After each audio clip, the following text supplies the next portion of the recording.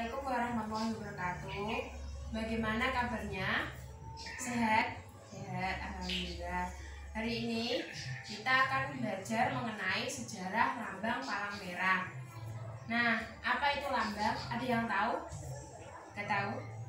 Pasti kalau terlintas kata lambang pasti pikirnya lambang Pancasila atau lambang jajan. Tahu kan? Lambang yang ada di jajan atau lambang ada di baju misalnya kayak gini. Terus lambang atau simbol. Lambang atau simbol adalah tanda pengenal yang tetap untuk menyatakan keadaan. Misalnya sebuah organisasi yang membutuhkan lambang. Contohnya lambang Pancasila. Tahu?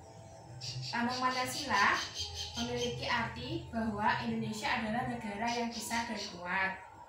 Nah, kita akan belajar mengenai bagaimana sejarah lambang palang merah. Awalnya, kesatuan medis militer dari suatu negara memiliki tanda pengenal sendiri-sendiri. Tapi akibatnya, seringkali kesatuan medis menjadi sasaran pihak lawan karena tidak dikenali sebagai kesatuan bertugas menolong korban perang. Nah, akhirnya pada tahun 1863 berlangsung konferensi 1 di Jenewa, Swiss yang dihadiri oleh 16 negara. Negara-negara tersebut menyadari pentingnya lambang untuk kesatuan medis militer. Tanda-tanda itu harus berstatus netral, artinya dapat menjamin perlindungan terhadap relawan medis di medan perang. Terus, sebagai penghormatan terhadap negara Swiss, konvensi internasional tersebut sepakat menggunakan lambang palang merah di atas dasar putih. Kenapa seperti itu? Karena lambang tersebut diambil dari warna kebalikan bendera nasional di Swiss, yaitu palang putih di atas dasar merah. Contohnya kayak ini, palang merah di atas dasar putih. Nah, pada tahun itu pula Komite Internasional membentuk pertolongan bagi tentara yang terluka, berganti nama menjadi Komite Internasional Palang Merah atau International Committee of the Red Cross atau ICRC.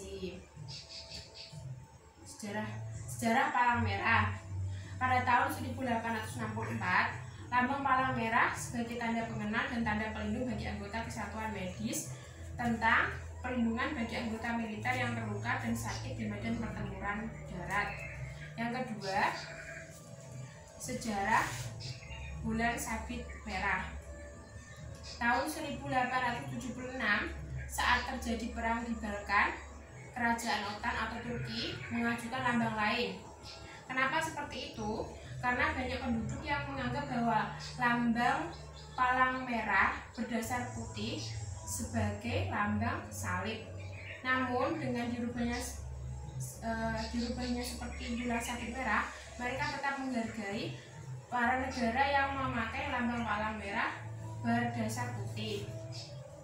Yang kedua, sejarah lambang singa dan matahari.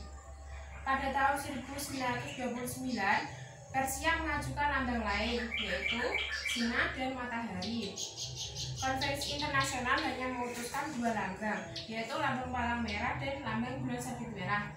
Hingga akhirnya pada tahun 1980 Persia berganti nama, lambang ini tidak digunakan lagi. Terus yang terakhir, sejarah lambang kristal merah.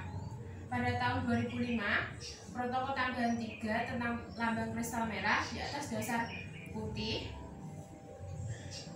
bulan sabit merah serta menjadi penutup negara-negara untuk mengusulkan penggunaan lambang-lambang lain untuk kesatuan medis.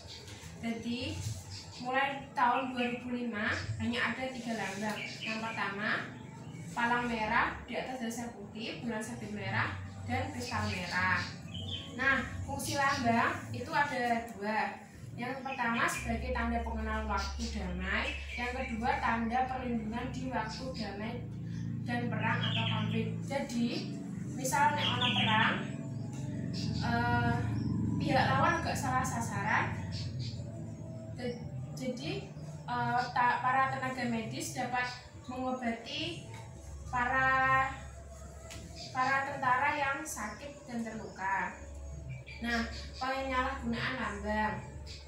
Untuk menghindari penyalahgunaan lambang, setiap negara mengikuti Konvensi Jenewa wajib membuat undang-undang untuk melindungi lambang palang merah.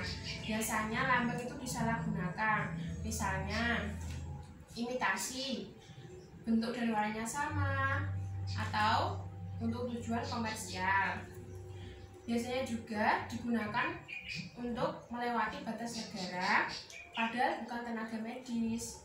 Yang ketiga, penggunaan yang melanggar peraturan, misalnya ambulan atau helikopter menggunakan tanda ini. Padahal di dalam ambulan atau helikopter tersebut, di dalamnya terdapat kombatan yang bersenjata. Nah, sudah selesai. Sekarang bisa kerjakan soalnya di rumah ya. Dikasih itu nama apa? Ini nama apa, terus nanti tahun berapa. Terima kasih, semoga belajar kali ini bermanfaat. Wassalamualaikum warahmatullahi wabarakatuh.